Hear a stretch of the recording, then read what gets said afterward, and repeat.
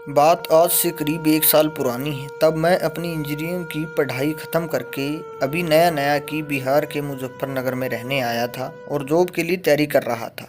मैं जिस मकान में रहता था, उस मकान में और भी किराएदार लोग रहते, लेकिन मेरी उम्र का कोई नहीं रहता था, तो ज़्यादातर किसी से बात नहीं कर पाता था मैं। आगे भी है कहानी, बने रहिए हमारे साथ। बात पिछले साल की सर्दियों की है। दोपहर में धूप का मज़ा लेने के लिए छत पे गया और वहाँ चटाई बिछाकर अपनी पढ़ाई भी कर रहा था। तो कुछ देर बाद मुझे लगा कि मेरे पीछे कोई खड़ा है। जब मैंने पीछे की ओर देखा तो पाया एक बहुत ही खूबसूरत और बगल वाली छत पर मेरी तरफ देख रही है। वो एक औरत थी। आगे भी है दोस्तों। उसे देखकर मैं थोड़ा मुस्कुरा दिया तो वो भी जवाब में मुस्कुरा दी। फिर मैं पढ़ने में लग गया, लेकिन मेरा ध्यान तो उसकी खूबसूरती को देखने का लग रहा था, पढ़ाई में, और मेरी अंदर की वासना जाग गई। क्या बताऊं यारो, 22 से 24 साल की औरत थी और उसकी छाती 36 इंच की लग रही थी।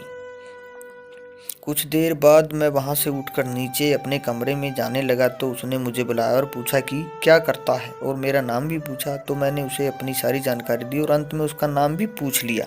तो पता चला कि उसका नाम नेहा है और वो यहाँ अपने ससुराल में रहती है। उस दिन बस इतनी ही बात हुई और फिर मैं नीचे अपने कमरे में चला गया और उस औरत को याद करके 2 बार पप्पू हिलाया। उसके बाद अगले दिन का बेसब्री से इंतज़ार करने लगा। अगले दिन फिर मैं उसी टाइम पे छत पे गया तो वो पहले से ही छत पे थी और मुझे देखते ही मुस्कुरा दी, मानो वो मेरा ही इंतज़ार कर रही थी।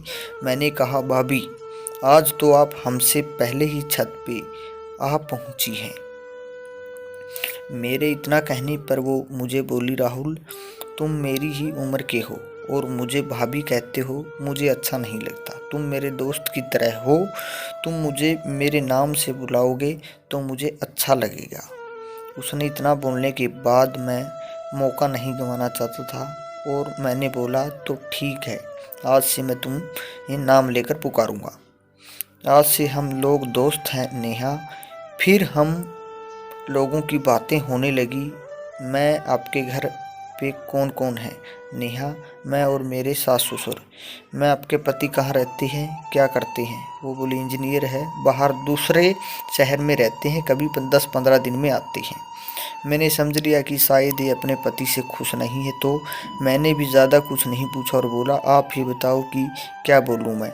तो उसने पूछा, तुम्हारी कोई गर्लफ्रेंड है? मैंने ना में जवाब देते हुए कहा, मेरी तो पहली बार आपसे ही दोस्ती हुई है और आप चाहे तो मैं आपकी गर्लफ्रेंड समझ सकता हूँ। इस बात पर नेहा भाभी हंस पड़ी और मेरा हाथ पकड़ लिया। उसके हाथ पकड़ते ही मुझे कुछ हुआ और मैं भी मौका देखते हुए छत पर चला गया और उसे अपनी बाहों में भर लिया। उसने भी मेरा साथ दिया और मुझे कसकर अपनी बाहों में जकड़ लिया। फिर हम लोग एक दूसरे को चूमने लगे और फिर मैं अपना एक हाथ उसकी छाती पर लगाकर दबाने लगा, दूसरे हाथ से उसके पिछवाड़े पर मसल रहा था। भाभी की चिड़िया के ऊपर बाल नहीं थे, शायद उसने आज ही साफ किए होंगे।